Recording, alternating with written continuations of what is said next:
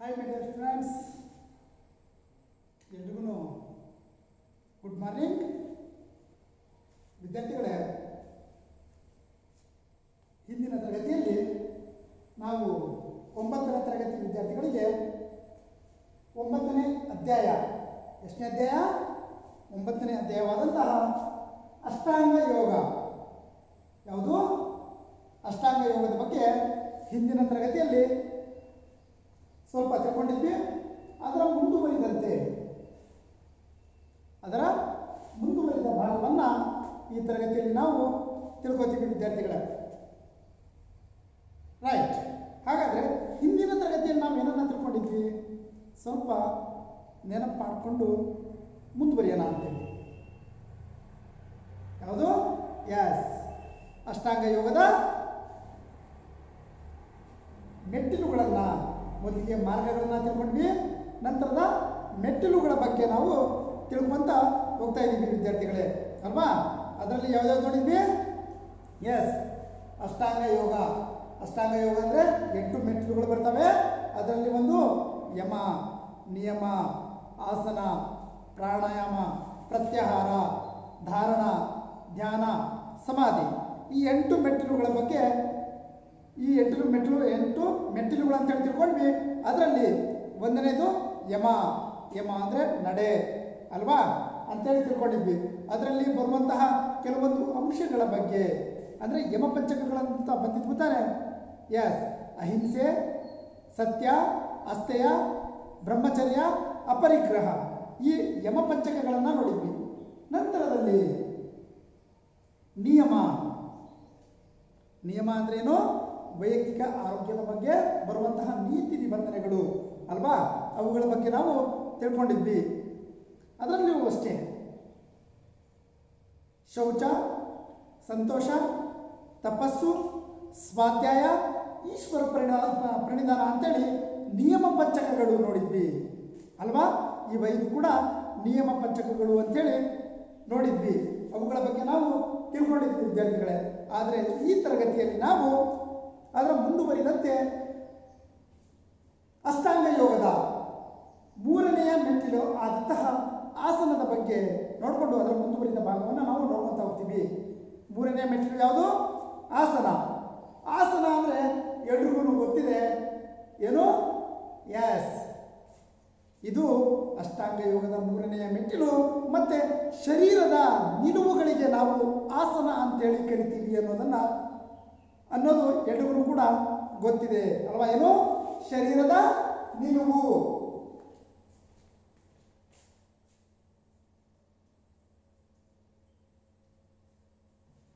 ಕರಿತೀವಲ್ವಾ? ಶರೀರದ ನಿಲುವುಗಳೇ ಆಸನ. ವಿದ್ಯಾರ್ಥಿಗಳೇ, ನೆನಪಲ್ಲಿ ನೀವು ಆಸನವನ್ನು ಹಾಕುವಾಗ ನೋಡಿದ್ದೀರಾ, ಅಲ್ವಾ?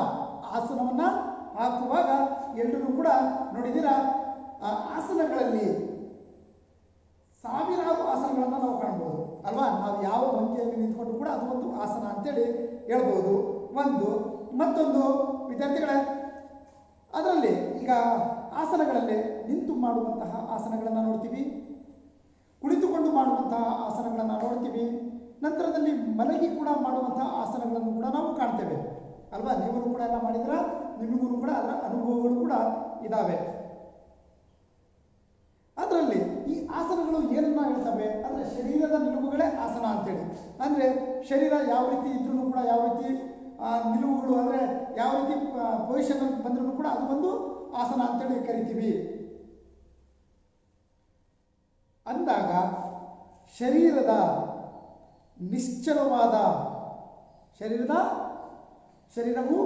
ನಿಶ್ಚಲವಾದ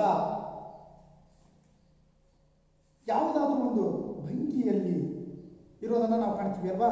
ನಿಶ್ಚಲವಾಗಿ ಎಲ್ಲಿರ್ತೀವೋ ಅಲ್ಲೇ ಇರ್ತೀವಿ, ಅಲ್ವಾ? ನಿಶ್ಚಲವಾಗಿರ್ತೀವಿ, ಎಲ್ಲಿಯೂ ಕೂಡ ಹೋಗಲ್ಲ. ಮತ್ತೆ ಯಾವ ರೀತಿ ಮಾಡ್ತೀವಿ ನಾವು ಆಸನವನ್ನು? ಎಸ್, ಯಾವುದಾದ್ರೂ ಒಂದು ಭಂಗಿಯಲ್ಲಿ ದೀರ್ಘಕಾಲದ ತನಕ ಇರ್ಬೇಕು ತಾನೆ, ನಿಶ್ಚಲವಾಗಿರುತ್ತೆ. ಅದು ಏನಾಗುತ್ತೆ, ದೀರ್ಘಕಾಲದ ತನಕ ಕೂಡ ಒಂದೇ ಭಂಗಿಯಲ್ಲಿ ಇರುವಂತೆ ನಾವೇ ಮಾಡ್ತೀವಿ, ಅಭ್ಯಾಸಗಳನ್ನು ಮಾಡ್ತೀವಿ. ಒಂದೇ ಭಂಗಿಯಲ್ಲಿ ಇರುವಂತೆ ನಾವು ಅಭ್ಯಾಸವನ್ನು ಮಾಡೋದನ್ನು ನಾವು ಆಸನ ಅಂತಲೂ ಕರಿಬಹುದು. ಒಂದು ಆಸನ ಆಗ್ತೀವಿ ಅಂದರೆ ಅದು ನಿಶ್ಚಲವಾಗಿರುತ್ತೆ ಮತ್ತು ಅದು ದೀರ್ಘಕಾಲದ ತನಕ ಒಂದೇ ಭಂಗಿಯಲ್ಲಿ ಇರುವಂತೆ ಮಾಡುವಂಥ ಅಭ್ಯಾಸ ಕ್ರಮ ಅಲ್ವಾ. ಅಭ್ಯಾಸ ಕ್ರಮ ಹೇಳ್ತಾನೆ. ಅದರಿಂದ ನಮ್ಮ ಶರೀರವನ್ನು ಉತ್ತಮವಾದಂಥ ನಿಲುವನ್ನು ಹೊಂದ್ಬೋದು. ನಮ್ಮ ಶರೀರ ಉತ್ತಮವಾದಂತಹ ನಿಲುವನ್ನು ಹೊಂದ್ಬೋದು ಮತ್ತು ಆರೋಗ್ಯವನ್ನು ಕೂಡ ಕಾಪಾಡಿಕೊಂಡು ಹೋಗೋದನ್ನು ನಾವು ಕಾಣ್ತೀವಿ. ರೈಟ್ ವಿದ್ಯಾರ್ಥಿಗಳೇ, ಈಗ ಆಸನವನ್ನು ನೋಡಿದ್ವಿ. ಏನು ಆಸನ ಮಾಡುತ್ತೆ? ಶರೀರದ ನಿಲುವುಗಳೇ ಆಸನ ಅಲ್ವಾ.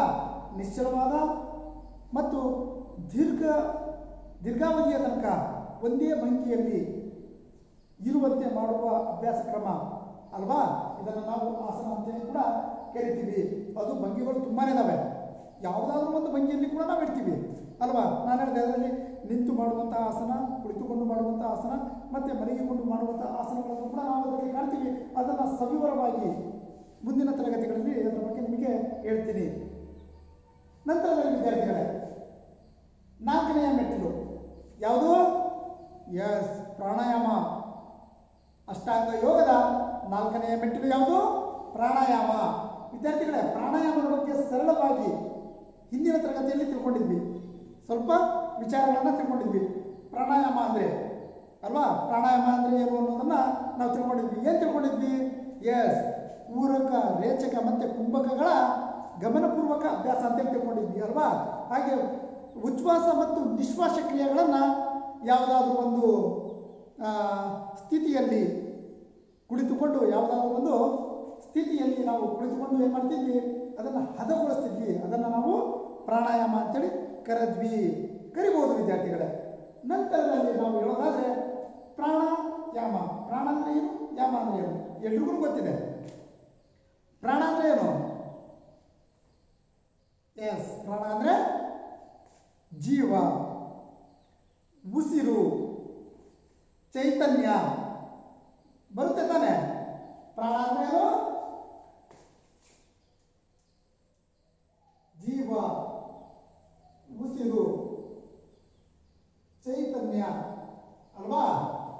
ಪ್ರಾಣ, ಉಸಿರು, ಚೈತನ್ಯ ಇದೇ ಇಲ್ಲ ಅಂದರೆ ಪ್ರಾಣ ಅಂದ್ರೂ ಒಂದೇ, ಜೀವ ಬಂದ್ರೂ ಒಂದೇ ಅಲ್ವಾ. ಉಸಿರು ಕೂಡ ಉಸಿರು ತಾನೆ. ಉಸಿರು ನಿಂತು ಅಂತಂದ್ರೆ ಏನಾಗುತ್ತೆ? ಅದು ಒಂದು ವಸ್ತುವಾಗುತ್ತೆ ಅಲ್ವಾ. ನಿರ್ಜೀವ ವಸ್ತು ಆಗುತ್ತೆ. ಜೀವ ಇರೋ ತನಕ ಅಷ್ಟೇ. ಅದು ಉಸಿರೇ ನಿಂತ ಮೇಲೆ ಏನಿರಲ್ಲ ನೋಡ್ರಿ. ಪ್ರಾಣ ಅಂದರೆ ಜೀವ, ಉಸಿರು ಮತ್ತು ಚೈತನ್ಯ ಅಂತೇಳಿ ಕರಿತೀವಿ. ನೆಕ್ಸ್ಟ್ ಆಯಾಮ ಅಂದರೆ ನಿಗ್ರಹಿಸು. ಆಯಾಮ ಅಂದರೆ ನಿಗ್ರಹಿಸು, ಎಲ್ಲವನ್ನು ಕೂಡ ನಿಗ್ರಹಿಸೋದು. ಕಂಟ್ರೋಲ್ ಅಂತ ಕೂಡ ಹೇಳ್ಬೋದು ಅನ್ಕೊಂತೀನಿ ಅಲ್ವಾ. ರೈಟ್, ನೋಡಿ ವಿದ್ಯಾರ್ಥಿಗಳೇ, ಪ್ರಾಣಾಯಾಮ ಅಂದರೆ ಏನಂತ ಆಗಲೇ ಹೇಳಿದ್ದೀನಿ ನಾನು.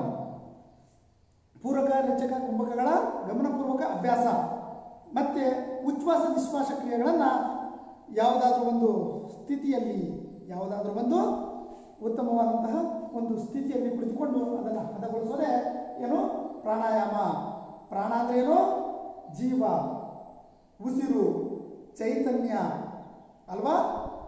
ಅದೇ ಆಯಾಮ ಅಂದರೆ ನಿಗ್ರಹಿಸುವ ಅನ್ನೋ ಅರ್ಥವನ್ನು ಹೇಳುತ್ತೆ ವಿದ್ಯಾರ್ಥಿಗಳೇ. ಗೊತ್ತಾಯ್ತಾ? ನೋಡ್ರಿ, ನಾವು ಉತ್ತಮವಾದಂತಹ ಆರೋಗ್ಯವನ್ನು ನಾವು ಹೊಂದಬೇಕಂದ್ರೆ ಜೀವನದಲ್ಲಿ ಈ ಪ್ರಾಣಾಯಾಮ ತುಂಬಾ ಪ್ರಮುಖವಾದಂತಹ ಪಾತ್ರವನ್ನು ವಹಿಸುತ್ತೆ. ಅದರಲ್ಲಿ ಬರುವಂತಹ ಅದು ಪ್ರಾಣಾಯಾಮ ಬರೋದು ನಮ್ಮ ದೇಹ ಮತ್ತು ಮನಸ್ಸನ್ನು ಏನು ಮಾಡುತ್ತೆ? ಕೇಂದ್ರೀಕರಿಸಿ ಅದನ್ನು ಏನು ಮಾಡ್ಬೋದು? ಎಸ್, ನಮ್ಮ ಮನಸ್ಸು ಯಾವುದೇ ರೀತಿಯಿಂದ ತೊಂದರೆ ಉಂಟಾಗದಂತೆ ದೇಹ ಮತ್ತು ಮನಸ್ಸುಗಳನ್ನು ಉಸಿರಾಟದ ಕ್ರಿಯೆ ಮೂಲಕ ಏನು ಮಾಡುತ್ತದು? ಹದಗೊಳಿಸುತ್ತೆ. ನಾನು ಹೇಳಿದೆ ಪೂರಕ, ರೇಚಕ ಮತ್ತು ಕುಂಭಕ ಅಂತೇಳಿ. ಅದು ಉಸಿರಾಟದ ಕ್ರಿಯೆಗಳಂತೇಳಿ ನಾವು ಕರಿತೀವಿ ಅಲ್ವಾ. ಅವುಗಳನ್ನು ಹದಗೊಳಿಸ್ಬಿಟ್ಟು ನಮ್ಮ ಮನಸ್ಸು ಚಂಚಲವಾಗದ ರೀತಿಯಲ್ಲಿ ನಮ್ಮ ಆರೋಗ್ಯವನ್ನು ಉತ್ತಮವಾಗಿ ಮತ್ತು ನಮ್ಮ ಶರೀರವನ್ನು ಉಜ್ವಲಗೊಳಿಸೋದೇ ಈ ಪ್ರಾಣಾಯಾಮದ ಕೆಲಸ. ಇದರ ಪ್ರಕಾರಗಳನ್ನು ನಾವು ನಂತರದಲ್ಲಿ ನೋಡ್ತೀವಿ ವಿದ್ಯಾರ್ಥಿಗಳೇ. ನಂತರದಲ್ಲಿ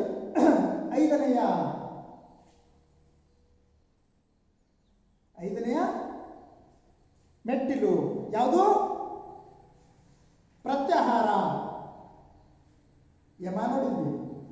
ನಿಯಮ ನೋಡಿದ್ವಿ, ಆಸನ ನೋಡಿದ್ವಿ, ಈಗ ಪ್ರಾಣಾಯಾಮವನ್ನು ನೋಡಿದ್ವಿ. ನಂತರ ಬರೋದು ಪ್ರತ್ಯಾಹಾರ. ಪ್ರತ್ಯಾಹಾರ ಪ್ರತ್ಯಾಹಾರ ಅಂದರೆ ಏನು ಬರುತ್ತೆ ವಿದ್ಯಾರ್ಥಿಗಳ ನೆನಪಲ್ಲಿ? ಮನಸ್ಸು, ನಮ್ಮ ಮನಸ್ಸು ಮನುಷ್ಯನಿಗೆ ಮೇಲಿರೋದು ಮನಸ್ಸು, ಅದೊಂದು ತನ್ನ ಹಿಡಿತದಲ್ಲಿ ಇದ್ದುಬಿಟ್ರೆ ಎಂತಹ ಸಾಧನೆಯನ್ನು ಕೂಡ ಮಾಡಬಹುದು ಅಂತೇಳಿ. ಅವ್ರ ಕಂಟ್ರೋಲಿಂಗಲ್ಲಿ ಇರಬೇಕು. ನೋಡ್ರಿ, ಮನಸ್ಸೇನು ಮಾಡುತ್ತೆ ಅಂದರೆ, ಮನಸ್ಸು ಪಂಚೇಂದ್ರಿಯಗಳ ಸಹಾಯದಿಂದ, ಮನಸ್ಸು ಪಂಚ ಇಂದ್ರಿಯಗಳ ಸಹಾಯದಿಂದ ಸದಾ ಹೊರಗಿನ ವಸ್ತು ವಿಷಯಗಳನ್ನು ಏನು ಮಾಡುತ್ತೆ? ಗಮನಿಸ್ತಾ ಇರುತ್ತೆ. ಮನಸ್ಸೇನು ಮಾಡುತ್ತೆ? ಪಂಚೇಂದ್ರಿಯಗಳ ಸಹಾಯದಿಂದ ಹೊರಗಿನ ವಸ್ತು ವಿಷಯಗಳನ್ನು ಅದೇನು ಮಾಡ್ತಾ ಇರುತ್ತೆ? ಗಮನಿಸ್ತಾ ಇರುತ್ತೆ. ಆಮೇಲೆ ವಿದ್ಯಾರ್ಥಿಗಳೇ, ಇಂತಹ ಮನಸ್ಸನ್ನು ಒಳಮುಖಗೊಳಿಸುವ ಪ್ರಯತ್ನವನ್ನು ಯಾವ್ದು ಮಾಡುತ್ತೆ? ಪ್ರತ್ಯಾಹಾರ. ಮನಸ್ಸು ಪಂಚೇಂದ್ರಿಯಗಳ ಸಹಾಯದಿಂದ ನೋಡಿ ವಿದ್ಯಾರ್ಥಿಗಳೇ, ಹೊರಗಿನ ವಸ್ತು ವಿಷಯಗಳನ್ನು ಸದಾ ಯಾವುದೇ ಸಂದರ್ಭದಲ್ಲಿ ಇರ್ಬೋದು. ಈ ಮನಸ್ಸು ಪಂಚೇಂದ್ರಿಯಗಳನ್ನು, ನಾವು ಪಂಚೇಂದ್ರಿಯಗಳನ್ನು ಇಟ್ಕೊಂಡಿದ್ದೀವಿ. ಯಾವುದು ಪಂಚೇಂದ್ರಿಯಗಳಂದರೆ? ಎಸ್, ಕಣ್ಣು, ಕಿವಿ, ಬಾಯಿ ಅಲ್ವಾ, ಮೂಗು ಬರುತ್ತಾ? ಎಸ್, ಇವುಗಳನ್ನು ಏನು ಮಾಡುತ್ತೆ? ಸದಾ ಹೊರಗಿನ ವಸ್ತು ವಿಷಯಗಳನ್ನು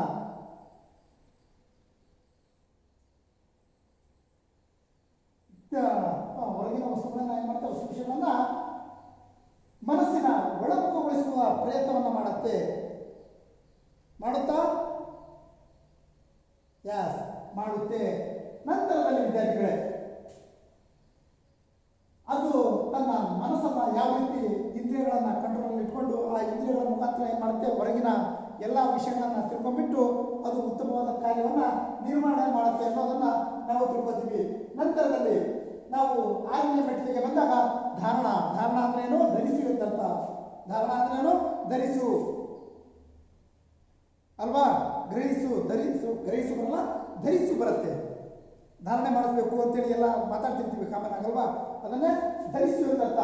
ನೋಡಿ, ವ್ಯಕ್ತಿಯ ತನ್ನ ಮನಸ್ಸನ್ನ, ವಿದ್ಯಾರ್ಥಿಗಳೇ, ಇದು ಅಷ್ಟಾಂಗ ಯೋಗದಲ್ಲಿ ಬರೋದು ನಮ್ಮ ಮನಸ್ಸು ದೇಹವನ್ನು ಯಾವ ರೀತಿ ನಾವು ಕಂಟ್ರೋಲ್ ಮಾಡಬೇಕನ್ನೋದು, ಯಾವ ರೀತಿ ಇಟ್ಕೋಬೇಕನ್ನೋದು ಅಷ್ಟೇ. ನಮ್ಮನ್ನು ಒಂದು ಕಾನ್ಸೆಪ್ಟ್ ಇರೋದೇ ಮನಸ್ಸು ಮತ್ತು ದೇಹವನ್ನು ಯಾವ ರೀತಿ ಇಟ್ಕೋಬೇಕನ್ನೋದು ಬರುತ್ತೆ. ಅದರಲ್ಲಿ ನಾವು ನೋಡೋದು ಈಗ ಧಾರಣ. ಧಾರಣ ಅಂದರೆ ಧರಿಸಿ ಅಂತಂತ ವ್ಯಕ್ತಿಯು ತನ್ನ ಮನಸ್ಸನ್ನು ಒಂದು ವಸ್ತು ಅಥವಾ ಒಂದು ವಿಷಯದ ಮೇಲೆ ಏಕಾಗ್ರತೆಗೊಳಿಸೋದೇ ಏನಾಗತ್ತೆ? ಧಾರಣ ಆಗತ್ತೆ. ಯಾವುದಾದ್ರೂ ಒಂದು ವಸ್ತು ಅಥವಾ ಒಂದು ವಿಷಯದ ಮೇಲೆ ಏನು ಮಾಡಬೇಕು? ಕೇಂದ್ರೀಕರಿಸಬೇಕು, ಏಕಾಗ್ರತೆಗೊಳ್ಳಬೇಕು. ಆ ರೀತಿ ಮಾಡೋದು ಯಾವುದು? ಧಾರಣ. ನಂತರದಲ್ಲಿ ನೋಡಿ, ಮನಸ್ಸನ್ನು ಕೇಂದ್ರೀಕರಿಸುವ ಅಚಲವಾದ ಒಂದು ಕ್ರಿಯೆ ಏನು? ಮನಸ್ಸನ್ನು ಕೇಂದ್ರೀಕರಿಸುವ ಅಚಲವಾದಂತಹ ಒಂದು ಕ್ರಿಯೆ ಯಾವುದು? ಧಾರಣ ಅಂತೇಳಿ ನಾವು ಕರಿಬಹುದು. ಯಾಕಂದರೆ ಮನಸ್ಸು ಚಂಚಲವಾಗದ ರೀತಿಯಲ್ಲಿ ಮನಸ್ಸು ಹೊರಗಡೆ ಒಟ್ಟು ನಮ್ಮ ಕಂಟ್ರೋಲ್ ಇರಬೇಕು. ಆ ರೀತಿ ಇರಿಸಿಕೊಳ್ಳುವಂತಹ ಕೆಲಸವನ್ನು ಯಾವ್ದು ಮಾಡುತ್ತೆ? ಧಾರಣ ಮಾಡುತ್ತೆ. ಅದನ್ನು ನಾವು ಮಾಡಬೇಕು ಅಂತೇಳಿ, ಧರಿಸಬೇಕು ಅಂತ ಒಂದು ಉತ್ತಮವಾದಂತಹ ಮೌಲ್ಯವನ್ನು ನಾವು ಬೆಳೆಸ್ಕೊಂಡು ಹೋಗಬೇಕು ಅನ್ನೋದನ್ನು ಧಾರಣ ತಿಳಿಸ್ಕೊಡುತ್ತೆ. ನಂತರದಲ್ಲಿ ಜೋಡಣೆಯ ಮೆಟ್ಟಿಲು ಧ್ಯಾನ. ಧ್ಯಾನ ಅಂದರೆ ಎಲ್ರಿಗೂ ಗೊತ್ತು ಅಲ್ವಾ? ಮೆಡಿಟೇಷನ್. ವಿದ್ಯಾರ್ಥಿಗಳ ನೆನಪಿನಲ್ಲಿ ನಿರ್ದಿಷ್ಟ ವಸ್ತುವಿನ ಮೇಲೆ ಮನಸ್ಸು ನಿರಂತರವಾಗಿ ಹರಿಯುವುದು. ಯಾವುದಾದ್ರೂ ಒಂದು ನಿರ್ದಿಷ್ಟ ವಸ್ತುವಿನ ಮೇಲೆ ಮನಸ್ಸೇನಾಗುತ್ತೆ? ನಿರಂತರವಾಗಿ ಹರಿಯುವುದು ಧ್ಯಾನ ಅಂತೇಳಿ ನಾವು ಕರಿತೀವಿ. ಹರಿಯುತ್ತಲ್ವಾ? ಯಾವುದಾದ್ರೂ ಒಂದು ನಿರ್ದಿಷ್ಟ ವಸ್ತು, ಯಾವುದಾದ್ರೂ ಒಂದು ಮುದ್ರೆ ಹಾಕೊಂಡ್ಬಿಟ್ಟು ನಾವೇನು ಮಾಡ್ತೀವಿ? ಧ್ಯಾನಕ್ಕೆ ತಪಸ್ಸಿಗೆ ಕುಂತಿರೋ ಋಷಿಮುನಿಗಳನ್ನ ನೋಡ್ತೀವಲ್ವಾ? ಅವ್ರು ಯಾವ ರೀತಿ ಕುಂತಿರ್ತಾರೆ? ಸೈಲೆಂಟಾಗಿ, ಮೌನವಾಗಿ ಅಲ್ವಾ? ಆರಾಮಾಗಿ ಕುತ್ಕೊಂಡು ಯಾವುದಾದ್ರೂ ಒಂದು ದೇವರಲ್ಲಿ ಅವ್ರು ಏನಾಗಿರ್ತಾರೆ? ತನ್ನ ದೇವರಲ್ಲಿ ಏಕಾಗ್ರತೆಯಿಂದ ತನ್ನ ಎಲ್ಲ ಇಂದ್ರಿಯಗಳನ್ನು ಕಂಟ್ರೋಲಲ್ಲಿ ಹಿಡಿತದಲ್ಲಿ ಇಟ್ಕೊಂಡು ಏಕಾಗ್ರತೆಯಿಂದ ದೇವರನ್ನು ಕಾಣುವಂತಹ ಒಂದು ವಿಧಾನ ಅಂತೇಳಿ ಕರಿಬಹುದು. ವಿದ್ಯಾರ್ಥಿಗಳ ನೆನಪಲ್ಲಿ ನಿರ್ದಿಷ್ಟ ವಸ್ತುವಿನ ಮೇಲೆ ಕೇಂದ್ರೀಕೃತವಾಗುವುದು ಅಂತೇಳಿ ಮನಸ್ಸನ್ನು ನಿರಂತರವಾಗಿ ಹರಿದು ಬಿಡೋದು. ನಂತರದಲ್ಲಿ ಇಂದ್ರಿಯಗಳನ್ನು ತನ್ನ ಹಿಡಿತದಲ್ಲಿ ಇಟ್ಟುಕೊಂಡು ದೇವರನ್ನ ಕಾಣುವಂತಹ ಒಂದು ವಿಧಾನವೇ ನಾವೇನಂತ ಹೇಳ್ಬೋದು, ಧ್ಯಾನ ಅಂತೇಳಿ ಕರಿಬೋದಲ್ವಾ? ಎಸ್. ಆ ಸಂದರ್ಭದಲ್ಲಿ ವಿದ್ಯಾರ್ಥಿಗಳೇ, ಆ ಧ್ಯಾನ ಮಾಡುವಂಥ ಸಂದರ್ಭದಲ್ಲಿ ಹೊರಗಿನ ಪ್ರಪಂಚ ಏನಂತ ನಿಮ್ಗೆ ಗೊತ್ತಿರಲ್ಲ. ನಾವೇನು ಮಾಡಿರ್ತೀವಿ, ಯಾವುದಾದ್ರೂ ಒಂದು ವಸ್ತುವಿನ ಮೇಲೆ ಕೇಂದ್ರೀಕೃತವಾಗಿರ್ತೀವಿ. ಅಲ್ಲೇ ಕೇಂದ್ರೀಕೃತವಾಗಿಬಿಟ್ಟು ನಾವು ಅಲ್ಲೇ ದೇವರನ್ನ ಕಾಣಲಿಕ್ಕೆ ಪ್ರಯತ್ನ ಪಡ್ತೀವಿ. ನಂತರದಲ್ಲಿ ಸಮಾಧಿ, ಇದು ಅಷ್ಟಾಂಗ ಯೋಗದ ಕೊನೆಯ ಮೆಟ್ಟಿಲು ಅಥವಾ 8ನೆಯ ಮೆಟ್ಟಿಲು ಅಂತೇಳಿ ನಾವು ಕರಿತೀವಿ. ಯಾವುದು? ಸಮಾಧಿ. ಇವೆಲ್ಲ 7 ಹಂತಗಳು ಮುಗಿದ ನಂತರ ಕೊನೆಯ ಹಂತ ಯಾವುದು? 8ನೆಯ ಮೆಟ್ಟಿಲು ಸಮಾಧಿ. ಇದು ಕೊನೆಗೆ ಎಲ್ಲರಿಗೂ ಕೂಡ ಪ್ರಾಪ್ತಿ ಆಗುತ್ತೆ. ವಿದ್ಯಾರ್ಥಿಗಳೇ ನೋಡಿ, ಇದು ಧ್ಯಾನದ ಮುಂದುವರಿದ ಸ್ಥಿತಿ. ಧ್ಯಾನದಲ್ಲಿ ಯಾವ ರೀತಿ ಆಗಿರ್ತಾನೆ ಅಂದರೆ, ಅವನು ಯಾವುದಾದ್ರೂ ಒಂದು ವಸ್ತುವಿನಲ್ಲಿ ತಲ್ಲೀನನಾಗಿರ್ತಾನೆ. ಅವನು ಏನು ಮಾಡಿರ್ತಾನೆ, ಒಂದು ದೇವರನ್ನ ಕಾಣಲಿಕ್ಕೆ ಪ್ರಯತ್ನ ಪಡ್ತಿರ್ತಾನೆ ಅನ್ಕೊಳ್ಳೋಣ. ಆದರೆ ಇದರ ಮುಂದುವರಿದ ಸ್ಥಿತಿ, ಇಲ್ಲಿ ವಸ್ತುವೇ ತಾನಾಗಿರ್ತಾನೆ. ಯಾವುದು? ಸಮಾಧಿಯಲ್ಲಿ ವಿದ್ಯಾರ್ಥಿಗಳೇ, ವ್ಯಕ್ತಿ ವಸ್ತುವಿನಲ್ಲಿ ಏನಾಗಿರ್ತಾನೆ, ತಲ್ಲೀನನಾಗುತ್ತಾನೆ ಅಥವಾ ವಸ್ತುವೇ ತಾನಾಗುತ್ತಾನೆ. ಯಾವುದಾದ್ರೂ ಒಂದು ವಸ್ತುವಿನಲ್ಲಿ ತಲ್ಲೀನನಾಗ್ತಾನೆ ಅಥವಾ ಇವನೇ ವಸ್ತು ಆಗಿರ್ತಾನೆ. ಯಾವುದು? ಸಮಾಧಿ. ಈಗ ಸತ್ತಂತಹ ಒಂದು ಹೆಣವನ್ನು ನೋಡಿರ್ತೀವಿ, ಏನಾಗಿರುತ್ತೆ? ಅದಕ್ಕೆ ಜೀವ ಇರಲ್ಲ. ಅದೇ ರೀತಿ ನಾವು ಕೂಡ ಅಷ್ಟೇ, ಸಮಾಧಿ ಅಂದರೆ ಏನಾಗಿರ್ತೀವಿ, ಹೊರಗಿನ ಪ್ರಪಂಚ ಏನು ನಮಗೆ ಗೊತ್ತಾಗ್ತಿರಲ್ಲ. ಉದಾಹರಣೆ, ನಿದ್ದೆಗೆ ಹೋಗಿರ್ತೀವಿ, ನಿದ್ದೆ ಮಾಡ್ತಿರ್ತೀವಿ. ನಿದ್ದೆ ಮಾಡಿದಂಥ ಸಂದರ್ಭದಲ್ಲಿ ನಿದ್ದೆಗೆ ಜಾರಿದ ಮೇಲೆ ನಮಗೆ ಹೊರಗಿನ ಪ್ರಪಂಚ ಏನಾದರೂ ಗೊತ್ತಾಗಿರುತ್ತಾ? ಇಲ್ಲ. ಒಂದು ವಸ್ತುವಾಗಿ ಬಿದ್ದಿರ್ತೀವಿ ಅಲ್ವಾ? ಯಾವುದಾದ್ರೂ ಒಂದು ವಸ್ತುವಾಗಿ ನಾವೇ ಬಿದ್ದಿರ್ತೀವಿ. ನೋಡಿ, ಆ ವಸ್ತುವಿನಲ್ಲಿ ಪರವಶನಾಗಿ ಅಮಿತ ಆನಂದವನ್ನು ಅನುಭವಿಸುತ್ತಾನೆ. ಆನಂದವನ್ನು ಅನುಭವಿಸ್ತಿದ್ದಾನೆ. ಒಂದು ಸಮಾಧಿ ಅಂದರೆ ನಾವು ಮಲಗಿರ್ತೀವಿ, ಏನು ನಮಗೆ ಹೊರಗಿಂದ ಏನೇನು ಗೊತ್ತಿರಲ್ಲ, ತುಂಬಾ ಖುಷಿಯಿಂದ ಆರಾಮವಾಗಿ ನೆಮ್ಮದಿಯಿಂದ ಏನು ಮಾಡ್ತೀವಿ, ನಾವು ನಿದ್ದೆಯಲ್ಲಿರ್ತೀವಿ. ಆವಾಗ ಕಷ್ಟ ಗಿಷ್ಟ ಏನು ಚಿಂತೆ ದುಗುಡ ಯಾವುದು ಕೂಡ ನಮಗೆ ಗೊತ್ತಾಗತ್ತಾ? ಯಾವುದು ಕೂಡ ನಮಗೆ ಗೊತ್ತಾಗೋದೇ ಇಲ್ಲ. ಯಾಕೇಳಿ? ಎಸ್, ಅಲ್ಲಿ ವಸ್ತುವೇ ತಾನೇ ವಸ್ತುವಾಗಿರ್ತಾನೆ ಅಲ್ವಾ? ಯಾವುದೇ ಕಷ್ಟ ಚಿಂತೆ ಏನು ಗೊತ್ತಾಗಲ್ಲ. ಯಾಕಂದರೆ ಅಷ್ಟು ಸುಖವಾಗಿ ನಮ್ಮ ದೇಹವನ್ನು ನಾವೇನು ಮಾಡಿರ್ತೀವಿ, ದಂಡಿಸಿರ್ತೀವಿ, ಆರಾಮಾಗಿ ಮಲಗಿರ್ತೀವಿ. ಅಲ್ಲಿ ನಾನೇ ಒಂದು ವಸ್ತು ಅಂದ್ಕೊಡ್ರಿ, ಏನು ಹೊರಗಡೆ ಏನು ಗೊತ್ತಾಗಲ್ಲ. ಆವಾಗ ಏನಾಗುತ್ತೆ, ಅವನಿಗೆ ಅಮಿತ ಆನಂದ, ಅಧಿಕ ಸಂತೋಷ ಸಿಗೋದು ಅಲ್ಲಿನೇ ಅಲ್ವಾ? ಸಮಾಧಿಯಲ್ಲಿ ಸತ್ತಂಥ ವ್ಯಕ್ತಿಗೆ ಏನಾದರೂ ಕಷ್ಟ ಇರುತ್ತಾ? ಏನಿರಲ್ಲ, ಸತ್ತಿರ್ತಾನಷ್ಟೇ. ಅದೊಂದು ವಸ್ತುವಾಗಿರುತ್ತೆ. ಅವರಿಗೆ ಕಷ್ಟ, ಅದು ಇದು ಆಸ್ತಿ ಮಾಡಬೇಕು, ಸಂಪತ್ತು ಮಾಡಬೇಕು, ಅದು ಮಾಡಬೇಕು, ಇದು ಮಾಡಬೇಕು, ಏನೂ ಇರಲ್ಲ. ಯಾಕಂದರೆ ಅದೊಂದು ವಸ್ತುವಾಗಿರುತ್ತೆ. ಅದಕ್ಕೆ ಯಾವುದೇ ಆಸೆ ಆಕಾಂಕ್ಷೆಗಳು ಇರೋದಿಲ್ಲ. ಅದೇ ರೀತಿ ಸಮಾಧಿಯಲ್ಲೂ ಕೂಡ ಅಷ್ಟೇ ವಿದ್ಯಾರ್ಥಿಗಳೇ, ಇದು ಧ್ಯಾನದ ಮುಂದುವರಿದ ಸ್ಥಿತಿ ಅಂತ ಹೇಳ್ತೀವಿ. ಈ ಹಂತದಲ್ಲಿ ವ್ಯಕ್ತಿ ಏನಾಗಿರ್ತಾನೆ, ಒಂದು ವಸ್ತುವಿನಲ್ಲಿ ತಲ್ಲೀನನಾಗುತ್ತಾನೆ ಮತ್ತು ಅಥವಾ ವಸ್ತುವೇ ತಾನಾಗುವುದನ್ನು ನಾವು ಕಾಣ್ತೀವಿ. ಅದೇ ರೀತಿ ಆ ವಸ್ತುವಿನಲ್ಲಿ ಪರವಶನಾಗಿ ಅಮಿತವಾದಂತಹ ಆನಂದವನ್ನು ಸವಿತಾನೆ. ಅದನ್ನೇ ನಾವೇನಂತೇಳಿ ಹೇಳ್ತೀವಿ, ಸಮಾಧಿ ಅಂತೇಳಿ ಕರಿಬಹುದು ವಿದ್ಯಾರ್ಥಿಗಳೇ. ಇಷ್ಟು ಅಷ್ಟಾಂಗ ಯೋಗದ 8 ಮೆಟ್ಟಿಲುಗಳು ಅಂತ ಹೇಳ್ತೀವಿ. ಅದೇ ರೀತಿ ವ್ಯಾಸ ಮುನಿಗಳು ಹೇಳಿದ್ದಾರೆ ಏನಂತೇಳಿ, ಯೋಗ ಅಂದರೆ ಸಮಾಧಿ. ಯೋಗ ಅಂದರೆ ಸಮಾಧಿ. ಯೋಗ ಅಂದ್ರೇ ಒಂದು ಸಮಾಧಿ ಇದ್ದಂಗೆ. ಯಾಕಂದರೆ ಯಾವುದೇ ರೀತಿ ಕಷ್ಟ ತೊಂದರೆಗಳು ಏನೇ ಬಂದರೂ ಕೂಡ ಆರಾಮವಾಗಿ ಎದುರಿಸ್ತೀವಿ ಅಲ್ವಾ? ಅದನ್ನು ಯೋಗಾಸನದ ಅಭ್ಯಾಸ ಕ್ರಮವನ್ನು ಯಾರು ಮಾಡ್ಕೊಂಡು ಹೋಗಿರ್ತಾರೋ ಅವರಿಗೆ ಎಂತಹ ಕಷ್ಟಗಳು ಕೂಡ ಏನೂ ಅಲ್ಲ ಅಲ್ವಾ? ಅದರಲ್ಲೇ ಹೇಳ್ತೀವಿ, ಯಮ ನಿಯಮ ಹೇಳಿದೆ ಅಲ್ವಾ? ನಡೆ ಹೆಂಗಿರ್ಬೇಕು ಅನ್ನೋದನ್ನು ಹೇಳಿದೆ, ನಿಯಮ ಹೇಳಿದೆ. ನಾವು ಆರೋಗ್ಯವನ್ನು ಹೆಂಗೆ ಕಾಪಾಡ್ಕೋಬೇಕು ಅಂತೇಳಿ ಹೇಳಿದೆ. ಅಂದಾಗ ಈ ಎಲ್ಲ 8 ಮೆಟ್ಟಿಲುಗಳನ್ನು ದಾಟಿದ ಮೇಲೆ ನಮಗೆ ಅರ್ಥ ಆಗತ್ತೆ, ಯೋಗ ಅಂದರೆ ಸಮಾಧಿ ಅಲ್ಲ. ಜೀವನದಲ್ಲಿ ಯಾವುದೇ ಆಸೆ ಆಕಾಂಕ್ಷೆಗಳು ಏನೇ ಇದ್ರೂ ಕೂಡ ಅವಶ್ಯಕತೆ ಇಲ್ಲ.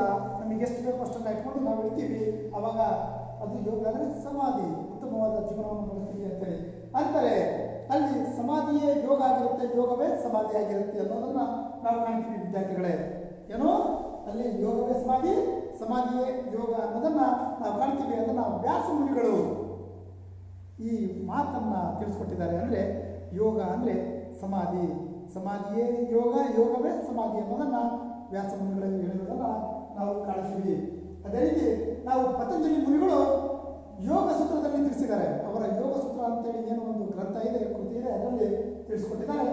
ನಿರಂತರ ಧ್ಯಾನವು ನಿರ್ದಿಷ್ಟ ವಸ್ತುವಿನೊಂದಿಗೆ ಒಂದಾಗಿ, ನೋಡ್ರಿ, ನಿರಂತರ ಧ್ಯಾನವು ನಿರ್ದಿಷ್ಟ ವಸ್ತುವಿನೊಂದಿಗೆ ಒಂದಾಗಿ ತನ್ನ ಸ್ವರೂಪವನ್ನು ಪಡೆದುಕೊಂಡರೆ ಅದೇ ನಿಜವಾದ ಸಮಾಧಿ.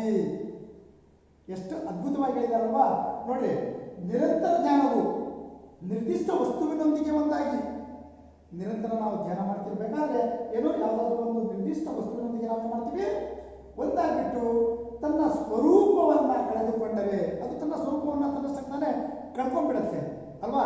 ಯಾವುದಾದ್ರೂ ಒಂದು ವಸ್ತುವಿನಲ್ಲಿ ನಾವು ತಲ್ಲೀನರಾಗಿದ್ದೀವಿ ಅಂದ್ರೆ ಅದರ ಸ್ವರೂಪವನ್ನು ಅದು ಕಳ್ಕೊಂಡಿರುತ್ತೆ. ಅದೇ ನಿಜವಾದಂತಹ ಸಮಾಧಿ ಅಂತೇಳಿ ಪತಂಜಲಿ ಗುರುಗಳು ಹೇಳಿರುವಂಥದ್ದು. ಯಾವುದರಲ್ಲಿ? ಯೋಗ ಸೂತ್ರದಲ್ಲಿ. ನಂತರದಲ್ಲಿ ವಿದ್ಯಾರ್ಥಿಗಳೇ, ಈ ಸ್ಥಿತಿಯಲ್ಲಿ ನೋಡಿ, ಸಮಾಧಿ ಅನ್ನೋ ಒಂದು ಸ್ಥಿತಿಯಲ್ಲಿದ್ದಾಗ ದೇಹ, ಮನಸ್ಸು, ಬುದ್ಧಿ ಎಲ್ಲವೂ ಲೀನವಾಗಿ ನಾವು ನನ್ನದು ಎಂಬ ಆಲೋಚನೆ ಶೂನ್ಯವಾಗುತ್ತದೆ. ಮನುಷ್ಯ ಈಗ ಸಮಾಧಿ ಆಗಿದ್ದಾನಂದ್ರೆ ಅಲ್ಲಿ ನೋಡಿ, ಅವನ ದೇಹ ಆಗಿರ್ಬೋದು, ಮನಸ್ಸಾಗಿರ್ಬೋದು, ಮತ್ತೆ ಬುದ್ಧಿಶಕ್ತಿ ಆಗಿರ್ಬೋದು, ಹಾಗೆಯೇ ಈಗ ಏನು ಬಡದಾಡ್ತಿದ್ದೀವಿ ನಾನು ನನ್ನದು ಅನ್ನೋ ಆ ಮನೋಭಾವನೆ ಏನಾಗಿರುತ್ತೆ? ಶೂನ್ಯ. ಅದು ಲೀನವಾಗಿರುತ್ತೆ, ಭಸ್ಮವಾಗಿರುತ್ತೆ ಅಲ್ವಾ. ಅದೇನು ಕೂಡ ಬರಲ್ಲ. ಅದೇನಾದ್ರೂ ಬರುತ್ತಾ? ಸಾಧ್ಯನೇ ಇಲ್ಲ. ಅದಕ್ಕೆ ಹೇಳಿರೋದು, ಈ ಸಮಾಧಿ ಅನ್ನೋ ಸ್ಥಿತಿಯಲ್ಲಿದ್ದಾಗ ದೇಹ, ಮನಸ್ಸು ಹಾಗೂ ಬುದ್ಧಿ ಎಲ್ಲವೂ ಲೀನವಾಗಿ ನಾನು ನನ್ನದು ಎಂಬ ಯೋಚನೆಗಳೇ ಇಲ್ಲದಂತೆ ಶೂನ್ಯವಾಗಿರುತ್ತೆ ಅಂತೇಳಿ ಹೇಳ್ತಾರೆ. ನಂತರದಲ್ಲಿ ವಿದ್ಯಾರ್ಥಿಗಳೇ, ಆಗ ಸಾಧಕನು ಮಲಗಿದ್ದವನಂತೆ ವಿರಾಮದಲ್ಲಿದ್ದು ಆತನ ಬುದ್ಧಿ ಮತ್ತು ಮನಸ್ಸು ಜಾಗೃತವಾಗಿರುತ್ತದೆ.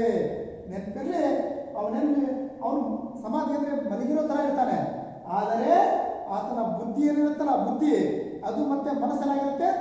ಜಾಗೃತವಾಗಿರುತ್ತೆ. ಅದೇ ರೀತಿ ನಮ್ಮ ಬದುಕಿನ ಉದ್ದಗಲದಲ್ಲೂ ಕೂಡ ನಾವೇನು ಕಾಣ್ತೀವಲ್ಲ, ಆತ್ಮಾನಂದವೇ ಸಮಾಧಿ ಅನ್ನೋದನ್ನ ನಾವು ಕಾಣ್ತೀವಿ ವಿದ್ಯಾರ್ಥಿಗಳೇ. ನೋಡಿ, ನಮ್ಮ ಬದುಕಿನ ಉದ್ದಗಲದಲ್ಲಿ ಕಾಣುವ ಆತ್ಮಾನಂದವೇ ಸಮಾಧಿ. ನಮ್ಮ ಜೀವನದಲ್ಲಿ ಬರುತ್ತೆ, ಏಳು ಬೀಳುಗಳು ಎಲ್ಲ ಬರ್ತವೆ ಅಲ್ವಾ. ಆ ನಮ್ಮ ಜೀವನದುದ್ದಕ್ಕೂ ನಾವು ಕಾಣ್ತೀವಲ್ಲ, ಆ ಆತ್ಮಾನಂದ ಇದೆಯಲ್ಲ, ಅದೇ ಸಮಾಧಿ ಅನ್ನೋದನ್ನ ಪತಂಜಲಿ ಗುರುಗಳು ತಿಳಿಸ್ಕೊಟ್ಟಿದ್ದಾರೆ. ಇಲ್ಲಿ ಅಷ್ಟಾಂಗ ಯೋಗದ ಬಗ್ಗೆ ನಾವು ತಿಳ್ಕೊಂಡಿದ್ದೀವಿ ವಿದ್ಯಾರ್ಥಿಗಳೇ. ಈಗ ಅದರ ಮುಂದುವರಿದಂತೆ ಯೋಗದ ಅವಶ್ಯಕತೆ, ನಮ್ಗೆ ಅವಶ್ಯಕತೆ ಇದೆಯಾ ಅಲ್ವಾ? ಇದೆ ಅಂದ್ರೆ ಅದು ಯಾವ ರೀತಿ ನಮಗೆ ಯೋಗದ ಅವಶ್ಯಕತೆ ಇದೆ ಅನ್ನೋದನ್ನ ನಾವೆಲ್ಲಿ ಕಾಣ್ತೀವಿ ವಿದ್ಯಾರ್ಥಿಗಳೇ. ನೋಡಿ, ಎಲ್ಲ ಧರ್ಮ ಸಾಧನೆಗೆ ಶರೀರವೇ ಮೂಲ ಕಾರಣ. ಏನು? ಎಲ್ಲ ಧರ್ಮ ಸಾಧನೆಗೂ ಕೂಡ ಶರೀರವೇ ಮೂಲ ಕಾರಣ. ಮಾನವನು ತನ್ನ ಬಾಳಿನ ಗುರಿ ಮುಟ್ಟಲು ಆರೋಗ್ಯವಂತ ಶರೀರ ಮುಖ್ಯ ಅನ್ನೋದು ಪ್ರತಿಯೊಬ್ಬರಿಗೂ ಕೂಡ ಗೊತ್ತಿದೆ. ಯಾಕಂದ್ರೆ ಮನುಷ್ಯ ಉತ್ತಮವಾದಂತಹ ಶರೀರವನ್ನು ಹೊಂದಿದಾನಂದ್ರೆ ಅದೇ ದೊಡ್ಡ ಸಾಧನೆ ಅಂತೇಳಿ ಹೇಳ್ಬೋದು. ಆರೋಗ್ಯ ಮತ್ತೆ ಶರೀರ. ನೋಡಿ, ಮಾನವನು ತನ್ನ ಬಾಳಿನ ಗುರಿ ಮುಟ್ಟಬೇಕಂದ್ರೆ ಆರೋಗ್ಯವಂತ ಶರೀರ ಮುಖ್ಯ. ಆರೋಗ್ಯವಂತವಾದಂತಹ ಶರೀರ ಇದ್ಬಿಟ್ರೆ ನಾವು ಎಂತಹ ಗುರಿ ಸಾಧನೆಯನ್ನು ಕೂಡ ನಾವು ಮಾಡ್ಬೋದಲ್ವಾ? ನೋಡಿ ವಿದ್ಯಾರ್ಥಿಗಳೇ, ಎಷ್ಟೋ ಜನರಿಗೆ ಉತ್ತಮವಾದಂತಹ ಶರೀರ ಇರುತ್ತೆ, ಆದರೆ ಆರೋಗ್ಯ ಸರಿ ಇರಲ್ಲ ಅಲ್ವಾ. ಆರೋಗ್ಯ ಚೆನ್ನಾಗಿರುತ್ತೆ ಕೆಲವೊಬ್ಬರದು, ಆದರೆ ಅವರ ದೇಹನೇ ಸರಿ ಇರಲ್ಲ. ನೋಡಿದ್ರೆ ಇತ್ತೀಚಿನ ದಿನಗಳಲ್ಲಿ ಎಲ್ರಿಗೂ ನಿಮಗೆ ಹೇಳೋ ಅವಶ್ಯಕತೆ ಇಲ್ಲ. ಯಾಕಂದ್ರೆ ಪ್ರತಿನಿತ್ಯ ನಿಮ್ಮ ಊರುಗಳಲ್ಲಾಗಿರ್ಬೋದು, ಎಲ್ಲ ಕಡೆನೂ ನೀವು ನೋಡ್ತಿರ್ತೀರ ಯಾವ ರೀತಿಯಿಂದ ಆರೋಗ್ಯನ ಹೊಂದಿದ್ದಾರೆ, ದೇಹ ರಚನೆ ಯಾವ ರೀತಿ ಇದೆ ಅನ್ನೋದು ಅಲ್ವಾ. ಅದಕ್ಕೆ ಮನುಷ್ಯ ತನ್ನ ಗುರಿಯನ್ನು ಮುಟ್ಟಬೇಕಂದ್ರೆ ಉತ್ತಮವಾಗಿ ಆರೋಗ್ಯ ಇರಬೇಕು, ಮತ್ತೆ ಅವನ ಶರೀರ ಇರಬೇಕು. ಆವಾಗ ಅವನು ಏನನ್ನು ಬೇಕಾದರೂ ಸಾಧಿಸ್ತಾನೆ ಅನ್ನೋದಕ್ಕೆ ಉದಾಹರಣೆ. ನಂತರದಲ್ಲಿ ಒಂದು ಮಾತಿದೆ, ಏನು? ಆರೋಗ್ಯವೇ ಭಾಗ್ಯ. ಒಂದು ಮಾತಿದೆ, ಏನದು? ಆರೋಗ್ಯವೇ ಭಾಗ್ಯ ಎನ್ನುವಂತೆ ನೋಡಿ ವಿದ್ಯಾರ್ಥಿಗಳೇ, ಮೊದಲಿಂದ ಕೂಡ ನಮ್ಮ ಹಿರಿಯರು ಕೂಡ ಎಲ್ಲರೂ ಹೇಳಿರುವಂಥ ಮಾತಿದು, ಆರೋಗ್ಯವೇ ಭಾಗ್ಯ. ಆರೋಗ್ಯ ಒಂದು ಚೆನ್ನಾಗಿದ್ರೆ ಅದಕ್ಕಿಂತ ದೊಡ್ಡ ಭಾಗ್ಯ ಮತ್ತೊಂದಿಲ್ಲ ಅಂತೇಳಿ ಅಲ್ವಾ.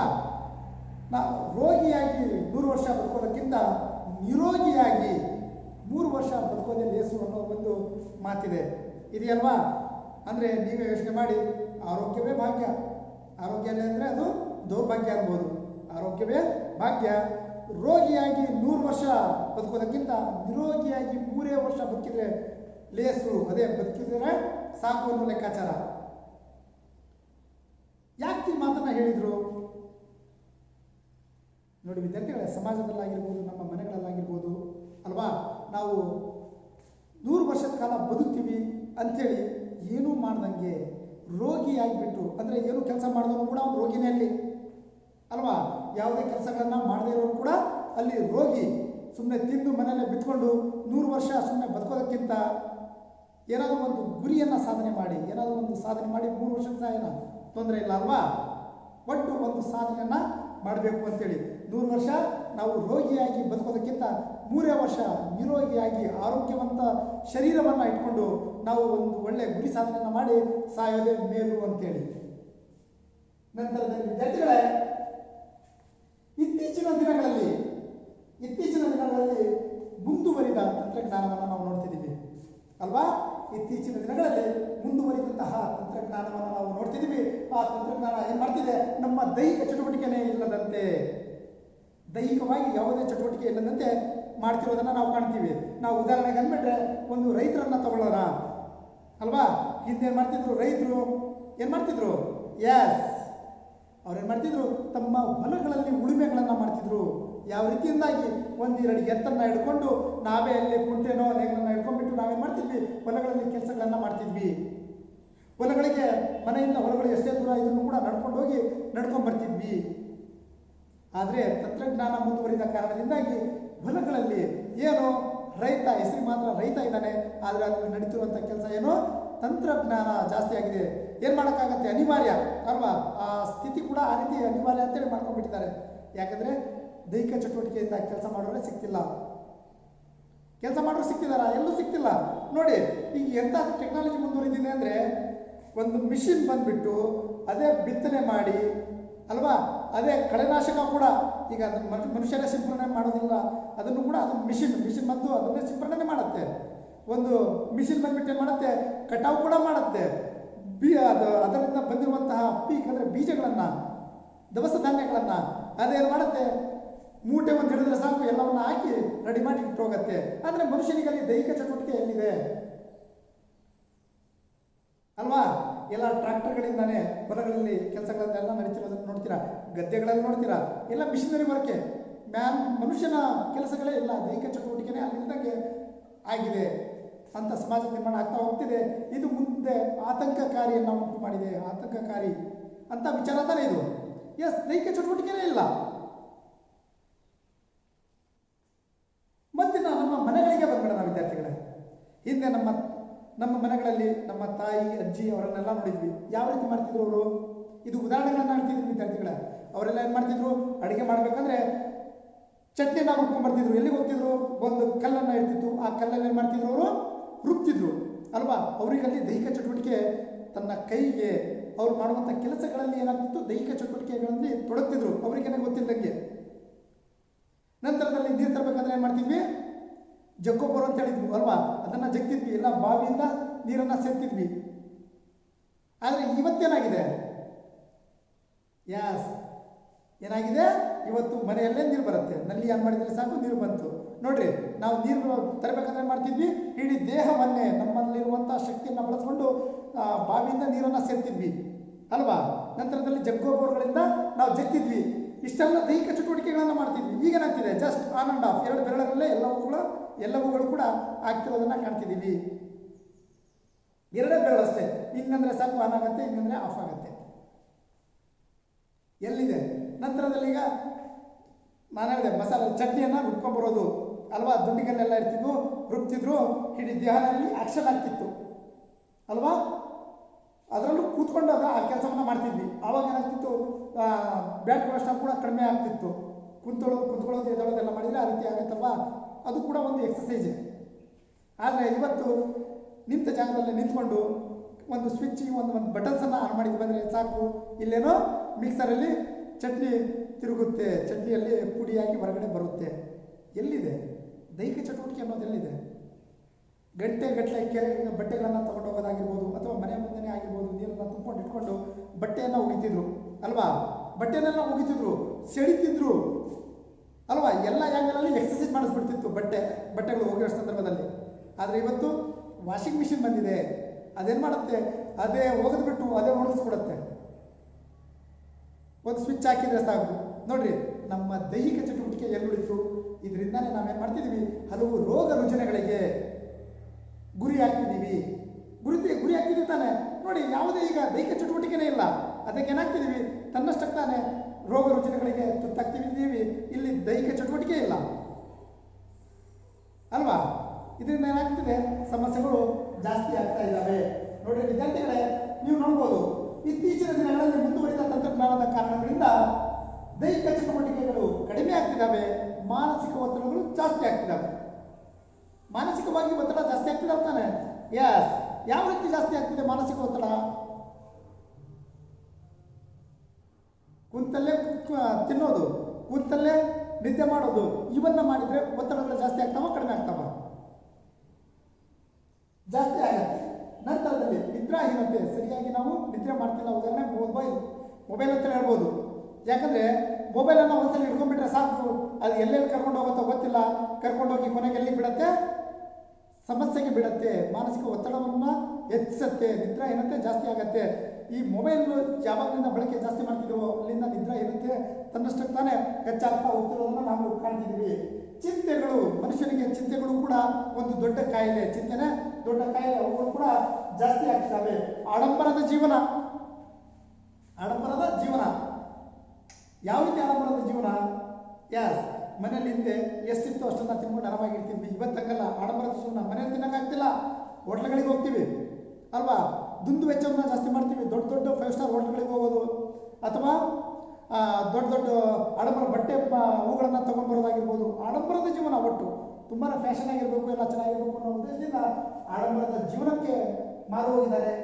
ಆಧುನಿಕ ಆಹಾರ ಸೇವನೆ, ಈಗ ಹೇಳಿದೆ ನಾನು, ಮನೆಯಲ್ಲಿರುವಂಥ ಊಟವನ್ನು ಬಿಟ್ಟು ಹೊರಗಡೆ ಸಿಗುವಂಥ ಆಹಾರವನ್ನು ಸೇವನೆ ಮಾಡ್ಕೊಂಡ್ಬಿಟ್ಟು ಅದರಿಂದ ಎಂತಹ ರೋಗಕ್ಕೆ ತುತ್ತಾಗ್ತಿದ್ದಾರೆ ಅಂದರೆ, ಅವುಗಳಿಂದ ಅನೇಕ ಬಾಧೆಗಳು ಅಧಿಕವಾಗಿ, ಬಾಧೆಗಳು ಅಂದರೆ ಗೊತ್ತಿದೆ ತಾನೆ, ರೋಗ ರುಜಿನಗಳ ಕಾಯಿಲೆಗಳೇ. ಅದರಿಂದ ಏನಾಗ್ತಿದ್ದಾವೆ, ಅಧಿಕವಾಗಿ ದೇಹಕ್ಕೆ ರೋಗ ನಿರೋಧಕ ಶಕ್ತಿ ಏನಾಗಿದೆ, ಕಡಿಮೆ ಆಗ್ತಾ ಹೋಗ್ತಿದೆ, ಕುಂಠಿತವಾಗ್ತಿದೆ. ರೋಗ ನಿರೋಧಕ ಶಕ್ತಿ ಇವುಗಳಿಂದ ತನ್ನ ಶಕ್ತಿಯನ್ನೇ ಏನಾಗುತ್ತೆ, ಕಡಿಮೆ ಆಗುತ್ತೆ. ನಾನು ಹೇಳಿದೆ ನೋಡಿ ವಿದ್ಯಾರ್ಥಿಗಳೇ, ಮಾನಸಿಕ ಒತ್ತಡ, ನಿದ್ರಾಹೀನತೆ, ಚಿಂತೆಗಳು, ಆಡಂಬರದ ಜೀವನ, ಆಧುನಿಕ ಆಹಾರ ಸೇವನೆ, ಇವುಗಳಿಂದ ಏನಾಗುತ್ತೆ, ತನ್ನ ದೇಹದಲ್ಲಿ ತನ್ನಷ್ಟೇ ತಾನೇ ರೋಗ ನಿರೋಧಕ ಶಕ್ತಿ ಕಡಿಮೆ ಆಗ್ತಾ ಹೋಗುತ್ತೆ.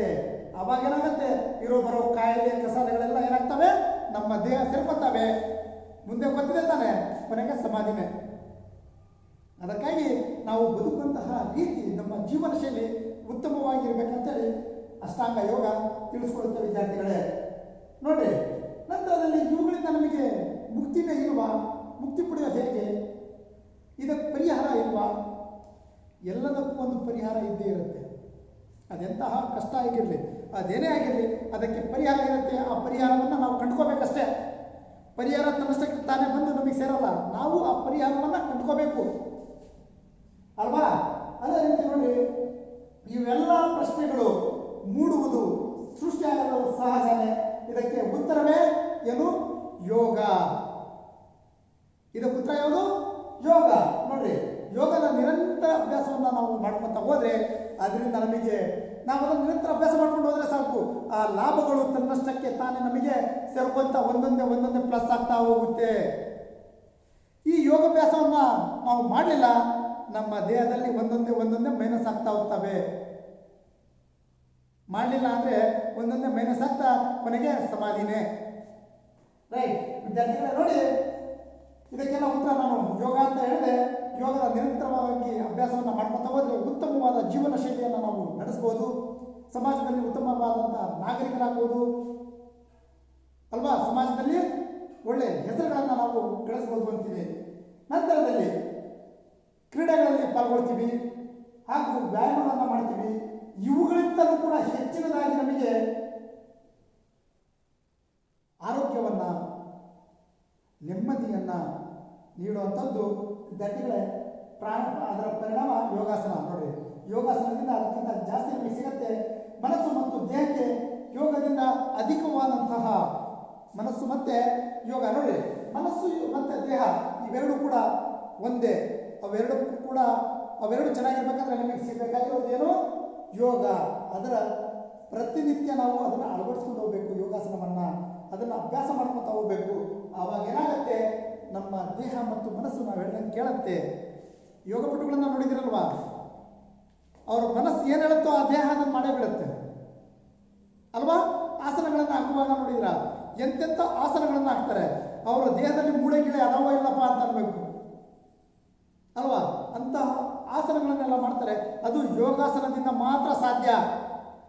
ಯಾವುದೇ ವ್ಯಾಯಾಮ ಆಗಿರ್ಬೋದು, ಕ್ರೀಡೆ ಆಗಿರ್ಬೋದು, ಅದು ಆರೋಗ್ಯವನ್ನು ವೃದ್ಧಿ ಮಾಡುತ್ತೆ. ಆದರೆ ಯೋಗಾಸನವಷ್ಟು ಮಾಡೋಕ್ಕೆ ಸಾಧ್ಯ ಇಲ್ಲ ಅಂತೇಳಿ ಅಲ್ವಾ? ನಂತರದಲ್ಲಿ ವಿದ್ಯಾರ್ಥಿಗಳೇ ನೋಡಿ, ಇವೆಲ್ಲ ತಿಳ್ಕೊಂಡ್ಮೇಲೆ ನಮಗೆ ಯೋಗಾಸನದಿಂದ ಏನೇನು ಲಾಭಗಳು ಆಗ್ತವೆ,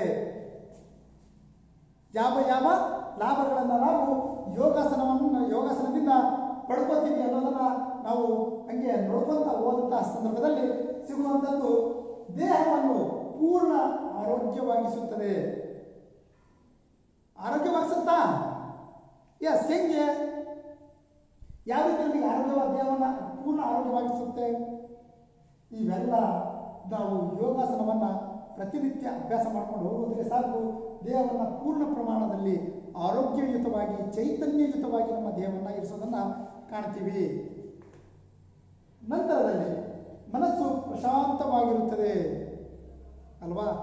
ಪ್ರಾಣಾಯಾಮ, ಧ್ಯಾನ, ಯೋಗಾಸನ ಇವುಗಳನ್ನು ನಾವು ಮಾಡೋದ್ರಿಂದ ನಮ್ಮ ಮನಸ್ಸು ಚಂಚಲವಾಗದೆ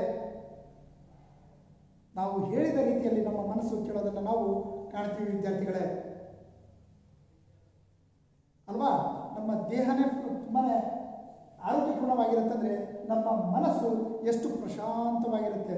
ಉದಾಹರಣೆ ನೀವು ನೋಡಿರ್ತೀರ ಟಿವಿಗಳಲ್ಲಿ ಪ್ರತಿನಿತ್ಯ ಬೆಳಗಿನ ಜಾವ ಆಲ್ಮೋಸ್ಟ್ ಎಲ್ಲ ಚಾನೆಲ್ಸ್ಗಳಲ್ಲಿಯೂ ಕೂಡ ಆಲ್ಮೋಸ್ಟ್ ಯೋಗಾಸನ ಕಾರ್ಯಕ್ರಮ ಬರ್ತಿರ್ತವೆ. ಎಷ್ಟು ಪ್ರಶಾಂತವಾಗಿರುತ್ತೆ ಅಲ್ವಾ? ಅದಕ್ಕಿಂತಲೇ ವಿದ್ಯಾರ್ಥಿಗಳೇ ಮನಸ್ಸು ಕೂಡ ಎಷ್ಟು ಪ್ರಶಾಂತವಾಗಿರಿಸುತ್ತೆ. ಯಾಕಂದರೆ ಯಾವುದೇ ಗೊಂದಲಗಳಿರಲ್ಲ, ಚಿಂತೆಗಳಿರಲ್ಲ. ಯಾಕಂದರೆ ಯೋಗಾಸನ ಮಾಡೋದ್ರಿಂದ ಅವರಿಗೆ ಚಿಂತೆಗಳು ತುಂಬಾ ಕಡಿಮೆ, ಚಿಂತೆ ಬರಂಗೆ ಅವರು ಇರಲ್ಲ. ದೈಹಿಕವಾಗಿ ಚೆನ್ನಾಗಿರ್ತಾರೆ, ಮಾನಸಿಕವಾಗಿ ಕೂಡ ಚೆನ್ನಾಗಿರೋದನ್ನು ನಾವು ಕಾಣ್ತೀವಿ. ಮಾನಸಿಕ ಅಂದರೆ ಹೆಂಗೆ ಚೆನ್ನಾಗಿರ್ತೀವಿ ಅಂದರೆ ಅವುಗಳು ಬರದ ರೀತಿಯಲ್ಲಿ ನಾವು ತಡೆಗಟ್ಟಿರ್ತೀವಿ. ಆಲ್ರೆಡಿ ಚಿಂತೆಗಳು ಬರದ ರೀತಿಯಲ್ಲಿ, ಕಷ್ಟಗಳು ಬರದ ರೀತಿಯಲ್ಲಿ ನಾವು ಆಲ್ರೆಡಿ ಬ್ಯಾಲೆನ್ಸ್ ಮಾಡಿರ್ತೀವಿ. ಅದಕ್ಕಾಗಿ ನಮಗೆ ಆ ಸಮಸ್ಯೆಗಳು ಬಾಧಿಸಲ್ಲ ಅಂತೇಳಿ. ಮಾನಸಿಕ ದೃಢತೆಯನ್ನು ಹಾಗೂ ಸಂಕಲ್ಪ ಶಕ್ತಿಯನ್ನು ವೃದ್ಧಿಸುತ್ತದೆ. ಇಚ್ಛಾಶಕ್ತಿ ಅಲ್ವಾ? ಸಂಕಲ್ಪ ಶಕ್ತಿ ಅಂದರೆ ಇಚ್ಛಾಶಕ್ತಿಯನ್ನು ಜಾಸ್ತಿ ಮಾಡುತ್ತೆ. ಮಾನಸಿಕ ದೃಢತೆ, ಮಾನಸಿಕವಾಗಿ ನಾವೆಲ್ಲದಕ್ಕೂ ರೆಡಿಯಾಗಿರ್ತೀವಿ, ಯಾವುದೇ ಸಮಸ್ಯೆಗಳನ್ನು ತಂದುಕೊಳ್ಳಲ್ಲ.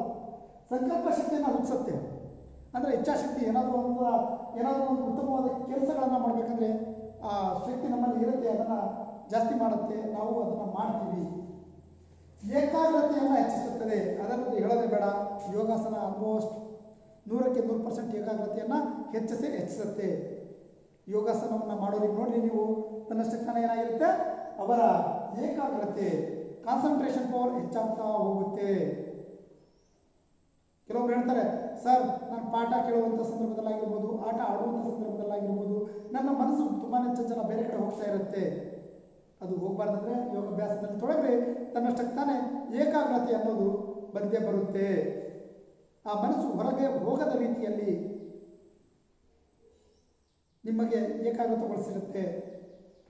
ನಂತರದಲ್ಲಿ ವಿವಿಧ ಆಸನಗಳ ಅಭ್ಯಾಸವು ದೇಹದ ಮಾಂಸಖಂಡಗಳನ್ನು ಏನು ಮಾಡುತ್ತೆ, ಬಲಗೊಳಿಸುತ್ತೆ. ವಿದ್ಯಾರ್ಥಿಗಳ ನೆನಪಲ್ಲಿ ವಿವಿಧ ಆಸನಗಳ ಅಭ್ಯಾಸ ದೇಹದ ಮಾಂಸಖಂಡಗಳನ್ನು ಬಲಗೊಳಿಸುತ್ತೆ. ದೇಹದ ಎಲ್ಲ ಅಂಗಗಳ ಹಾಗೂ ಮೆದುಳಿನ ಕಾರ್ಯಕ್ಷಮತೆಯನ್ನು ಹೆಚ್ಚಿಸುತ್ತದೆ.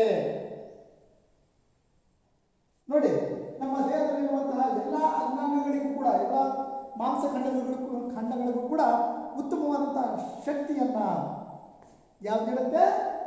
ಯೋಗಾಭ್ಯಾಸ ನೀಡುತ್ತೆ, ಆಸನಗಳು ನೀಡ್ತವೆ. ನಾವು ಆಸನಗಳನ್ನು ಮಾಡೋದ್ರಿಂದ ತನ್ನಷ್ಟಕ್ಕೆ ತಾನೇ ನಮ್ಮ ಮಾಂಸಖಂಡಗಳು ಬಲಿಷ್ಠವಾಗ್ತವೆ. ದೇಹದ ಎಲ್ಲ ಅಂಗಾಂಗಗಳು ಕೂಡ ಏನು ಮಾಡ್ತವೆ? ಉತ್ತಮವಾದಂತಹ ಶಕ್ತಿಯನ್ನ ತಗೊಳುತ್ತೆ. ಮೆದುಳು ಮಾಡುವಂಥ ಕೆಲಸ ಉತ್ತಮವಾಗಿ ಕಾರ್ಯನಿರ್ವಹಣೆ ಮಾಡ್ಕೊತಾ ಹೋಗುತ್ತೆ. ನಮ್ಮ ಮೆದುಳು ಅದು ಆಸನದಿಂದ, ಯೋಗಾಸನದಿಂದ ಮಾತ್ರ ಸಾಧ್ಯ. ನಂತರದಲ್ಲಿ ವಿದ್ಯಾರ್ಥಿಗಳೇ, ಪ್ರಾಣಾಯಾಮದಿಂದ ನಾಡಿಗಳು ಶುದ್ಧಿಗೊಂಡು ಮಾನಸಿಕ ಸ್ಥಿರತೆ ಹೆಚ್ಚುತ್ತದೆ. ಮಾನಸಿಕ ಸ್ಥಿರತೆ ಜಾಸ್ತಿ ಆಗುತ್ತಾನೆ ನೋಡಿ. ಪ್ರಾಣಾಯಾಮ ಮಾಡುತ್ತೆ, ನಮ್ಮ ದೇಹದಲ್ಲಿರುವಂತಹ ಎಲ್ಲಾ ನರನಾಡಿಗಳಿಗೂ ಕೂಡ ಶಕ್ತಿಯನ್ನ, ಚೈತನ್ಯವನ್ನು ತುಂಬುತ್ತದೆ ಯೋಗಾಸನ. ಎಸ್, ಪ್ರಾಣಾಯಾಮ ಅದನ್ನ ಮಾಡುತ್ತಾ ಕೆಲಸನ. ಆವಾಗ ಮಾನಸಿಕ ಸ್ಥಿರತೆ ಜಾಸ್ತಿ ಆಗತ್ತೆ, ಮಾನಸಿಕ ಸ್ಥಿರತೆ ಹೆಚ್ಚಾಗತ್ತೆ. ಅದಲ್ಲದೆ ನಮ್ಮ ಶ್ವಾಸಕೋಶಗಳ ಆರೋಗ್ಯ ಉತ್ತಮವಾಗಿರುತ್ತೆ. ಶ್ವಾಸಕೋಶಗಳನ್ನ ನಾವು ನೋಡ್ತೀವಿ ಪ್ರಾಣಾಯಾಮ ಮಾಡುವಂಥ ಸಂದರ್ಭದಲ್ಲಿ. ಈಗ ನಾಡಿ ಶುದ್ಧಿ ಮತ್ತು ನಾಡಿ ಶೋಧನ ಪ್ರಾಣಾಯಾಮ ಮಾಡುವಂಥ ಸಂದರ್ಭದಲ್ಲಿ ನಮ್ಮ ದೇಹದಲ್ಲಿರುವಂಥ ಎಲ್ಲ ನರನಾಡಿಗಳಿಗೂ ಕೂಡ ಹೆಚ್ಚಿನದಾಗಿ ಶಕ್ತಿ ಬರುತ್ತೆ ಅಲ್ವಾ? ಅದು ಶ್ವಾಸಕೋಶ ತನ್ನಷ್ಟಕ್ಕೆ ತಾನೇ ಬಲಿಷ್ಠಗೊಳ್ಳುತ್ತಾ ಹೋಗುತ್ತೆ. ಚೈತನ್ಯಯುತವಾಗಿ ನಮ್ಮ ದೇಹವನ್ನು ಇರಿಸುವಲ್ಲಿ ಪ್ರಮುಖವಾದ ಪಾತ್ರವನ್ನು ಪ್ರಾಣಾಯಾಮ ಮಾಡುತ್ತೆ. ನಂತರದಲ್ಲಿ ವಿದ್ಯಾರ್ಥಿಗಳೇ, ವಿಶ್ರಾಂತಿ ಕ್ರಿಯೆಗಳು ದೇಹ ಹಾಗೂ ಮನಸ್ಸನ್ನ ವಿಶ್ರಾಂತಿಗೊಳಿಸಿ ಪ್ರಶಾಂತವಾಗಿಡಲು ಸಹಾಯ ಮಾಡುತ್ತದೆ. ವಿಶ್ರಾಂತಿ ಕ್ರಿಯೆಗಳು ನೋಡ್ರಿ, ದೇಹ ಹಾಗೂ ಮನಸ್ಸನ್ನ ಏನು ಮಾಡುತ್ತೆ? ವಿಶ್ರಾಂತಗೊಳಿಸುತ್ತೆ ಅಲ್ವಾ? ವಿಶ್ರಾಂತಗೊಳಿಸುತ್ತೆ ಮಾಡುತ್ತೆ. ಪ್ರಶಾಂತವಾಗಿ, ನಾವು ಪ್ರಶಾಂತವಾಗಿ ನಮ್ಮ ದೇಹ ಮನಸ್ಸು ಪ್ರಶಾಂತವಾಗಿರಲು ಸಹಾಯ ಮಾಡುತ್ತೆ. ಸಹಾಯ ಮಾಡುತ್ತಾ? ಎಸ್, ಅಷ್ಟು ಅದ್ಭುತವಾದಂತಹ ಕೆಲಸವನ್ನ ಪ್ರಾಣಾಯಾಮ ಮತ್ತು ಯೋಗಾಸನ ಮಾಡೋದನ್ನು ನಾವು ಕಾಣ್ತೀವಿ ವಿದ್ಯಾರ್ಥಿಗಳೇ. ನಂತರದಲ್ಲಿ ಯಾವುದಾದ್ರೂ ಒಂದು ಒಳ್ಳೆಯ ಆಲೋಚನೆಗಳನ್ನಾಗಿರ್ಬೋದು, ನಾವು ಮಾಡುವಂತಹ ಆಲೋಚನೆಗಳು ಉತ್ತಮವಾದಂತಹ ಆಲೋಚನೆಗಳನ್ನೇ ಮಾಡಿಸುತ್ತೆ. ಯಾವುದು? ಯೋಗಾಸನ ಮತ್ತು ಪ್ರಾಣಾಯಾಮ. ಅದೇ ರೀತಿ ಉತ್ತಮವಾದಂತಹ ನಿರ್ಧಾರವನ್ನು ಕೈಗೊಳ್ಳಲು ಸಹಕಾರಿಯಾಗತ್ತೆ. ಒಳ್ಳೆಯ ಆಲೋಚನೆ ಮಾಡಲಿಕ್ಕೆ ಬಿಡುತ್ತೆ.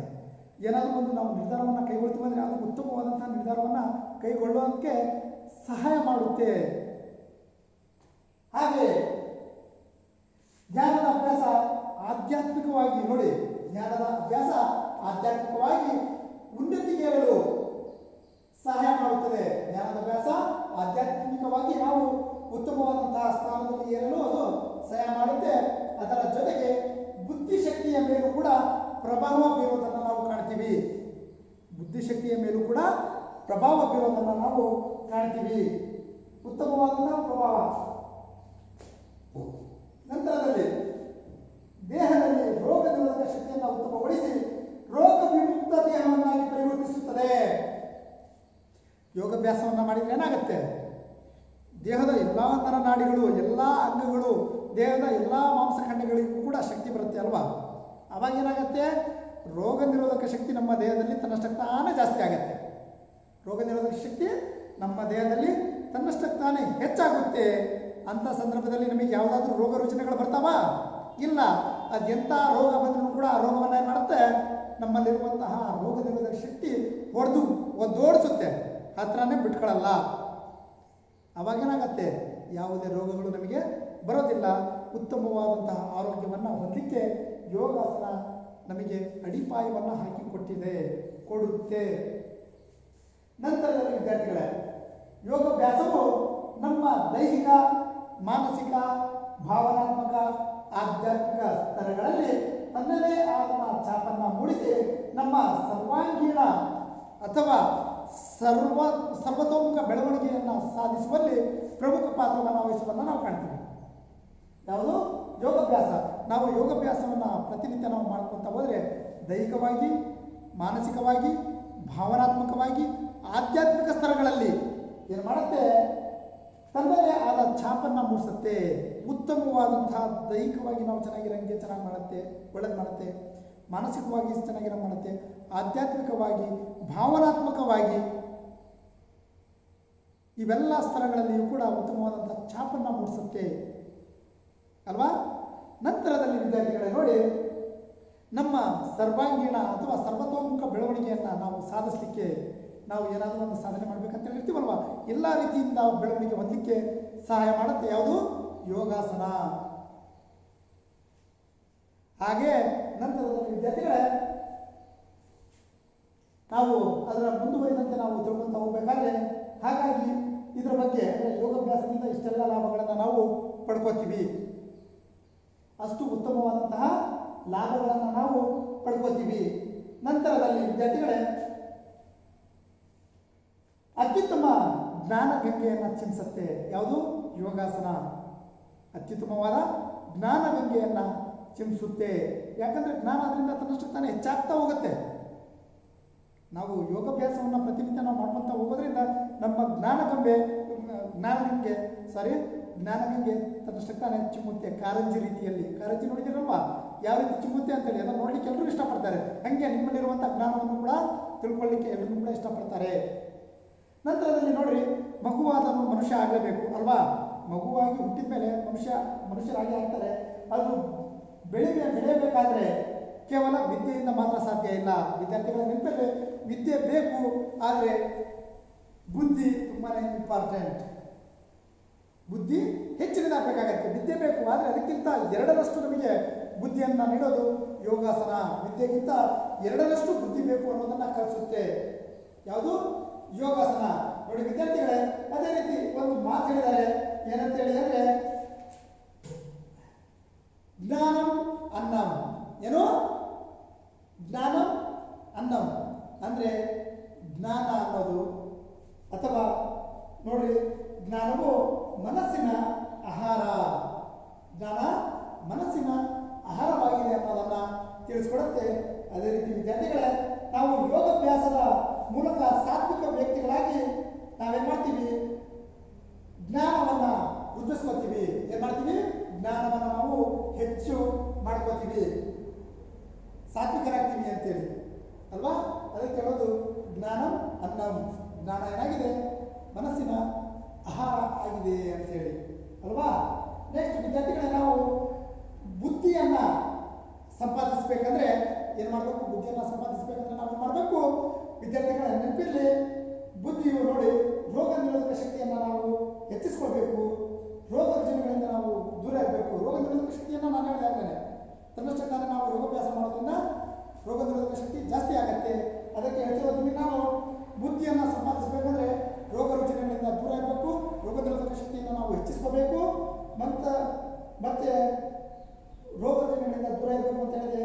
ಮತ್ತೆ ಪ್ರಜ್ಞಾವಂತರಾಗಬೇಕು. ಸಮಾಜದಲ್ಲಿ ಉತ್ತಮ ವ್ಯಕ್ತಿಯಾಗಿ ನಾವು ಹೊರ ಹೊಮ್ಮಬೇಕಾಗತ್ತೆ. ಸಮಾಜದಲ್ಲಿ ಉತ್ತಮ ವ್ಯಕ್ತಿಯಾಗಿ ನಾವು ಹೊರ ಹೊಮ್ಮಬೇಕು, ಪ್ರಜ್ಞಾವಂತರಾಗಬೇಕು, ಹಾಗೂ ಉತ್ತಮವಾದಂತಹ ನಾಗರಿಕರು ನಾವು ಸಮಾಜದಲ್ಲಿ ಆಗಬೇಕಂದ್ರೆ ವಿದ್ಯಾರ್ಥಿಗಳೇ ಈ ಯೋಗಾಭ್ಯಾಸವನ್ನು ಪ್ರತಿನಿತ್ಯ ನಾವು ಅದನ್ನು ಏನು ಮಾಡಬೇಕು?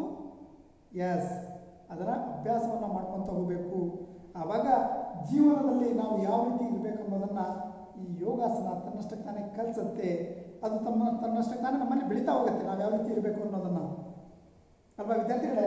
ಇಷ್ಟು ಅಷ್ಟಾಂಗ ಯೋಗದಲ್ಲಿ ಬರುವಂತಹ ಯೋಗಾಸನದಿಂದ ನಮಗೆ ಆಗುವಂಥ ಲಾಭಗಳನ್ನು ನೋಡಿದ್ವಿ. ಅಷ್ಟಾಂಗ ಯೋಗದ 8 ಮೆಟ್ಟಿಲುಗಳ ಬಗ್ಗೆ ತಿಳ್ಕೊಂಡ್ವಿ, ಯೋಗದ ಅಭ್ಯಾಸಗಳನ್ನು ನೋಡ್ಕೊಂಡ್ವಿ. ನಂತರದಲ್ಲಿ ಯೋಗಾಸನದ ನಂತರದ ತರಗತಿಯಲ್ಲಿ ನಾವು ಯೋಗಾಸನದ ಪ್ರಕಾರಗಳನ್ನು ತಿಳ್ಕೊಳ್ಳೋಣ ವಿದ್ಯಾರ್ಥಿಗಳೇ ಅಲ್ವಾ? ಈಗ ನಿಮಗೆ ಏನಾದರೂ ಈಗ ಅಷ್ಟಾಂಗ ಯೋಗದ 3ನೇ ಮೆಟ್ಟಿಲಿನಿಂದ ಹಿಡಿದು ಯೋಗಾಸನದಿಂದ ನಮಗಾಗುವಂತಹ ಲಾಭಗಳಿಗೆ ನೀವು ಅದರಲ್ಲಿ ಏನಾದರೂ ನಿಮಗೆ ಡೌಟ್ಸ್ಗಳಿದ್ದರೆ ಕೇಳಬಹುದು. ಇದಕ್ಕೆ ಸಂಬಂಧಪಟ್ಟಂಗೆ ನಿಮಗೆ ಪ್ರಶ್ನೆಗಳಂತೂ ಬಂದೇ ಬರ್ತವೆ ವಿದ್ಯಾರ್ಥಿಗಳೇ. ಅಷ್ಟಾಂಗ ಯೋಗದ 8 ಮೆಟ್ಟಿಲುಗಳನ್ನು ಹೆಸರಿಸಿ ಅಂತಲೂ ಕೇಳಬಹುದು ಅಲ್ವಾ? ನಂತರ ಮತ್ತೆ ಕೇಳ್ಬೋದು ನಿಮಗೆ 8 ಮೆಟ್ಟಿಲುಗಳಲ್ಲಿ ಯಾವುದಾದ್ರೂ ಒಂದು ಮೆಟ್ಟಿಲು ಕೊಟ್ಬಿಟ್ಟು ಅದು ಯಾವುದಾದ್ರೂ ಆಸನ ಅಂದ್ರೇನು, ಪ್ರಾಣಾಯಾಮ ಅಂದ್ರೇನು, ಪ್ರತ್ಯಾಹಾರ ಅಂದ್ರೇನು, ಅವುಗಳ ಬಗ್ಗೆ ಕೂಡ ನಿಮಗೆ ಕೇಳ್ಬೋದು. ನಂತರದಲ್ಲಿ ಯೋಗದ ಅವಶ್ಯಕತೆ ನಮಗೆ ಯಾಕಿದೆ ಅನ್ನೋದನ್ನು ಕೂಡ ನಿಮಗೆ ಕೇಳ್ಬೋದು ಅಲ್ವಾ? ಯಾಕಿದೆಯಲ್ಲ ನಮಗೆ ಬೇಕೇ ಬೇಕು. ಯೋಗಾಸನದ ಅವಶ್ಯಕತೆ ಪ್ರತಿಯೊಬ್ಬ ಮನುಷ್ಯನಿಗೂ ಕೂಡ 100ಕ್ಕೆ 100ರಷ್ಟು ಬೇಕು. ನಂತರದಲ್ಲಿ ಯೋಗಾಸನದಿಂದ ನಮಗೆ ಆಗುವಂತಹ ಲಾಭಗಳು ಯಾವುವು ಅಂತೇಳಿ ಕೂಡ ನಿಮಗೆ ಕೇಳ್ಬೋದು ವಿದ್ಯಾರ್ಥಿಗಳೇ ಅಲ್ವಾ? ಇಷ್ಟರಲ್ಲಿ ನಿಮಗೆ ಏನಾದರೂ ಡೌಟ್ಸ್ ಇದ್ದರೆ ಕೇಳ್ಬೋದು, ಯಾವುದಾದ್ರೂ ಪ್ರಶ್ನೆಗಳಿದ್ದರೆ ಕೇಳ್ಬೋದು. ಇದರ ಮುಂದುವರಿದ ಭಾಗ ಅದರ ಪ್ರಕಾರಗಳನ್ನು ನಂತರದ ತರಗತಿಗಳಲ್ಲಿ ನಾವು ನೋಡೋಣ ಏನಿಲ್ವಾ ರೈಟ್ ಥ್ಯಾಂಕ್ ಯು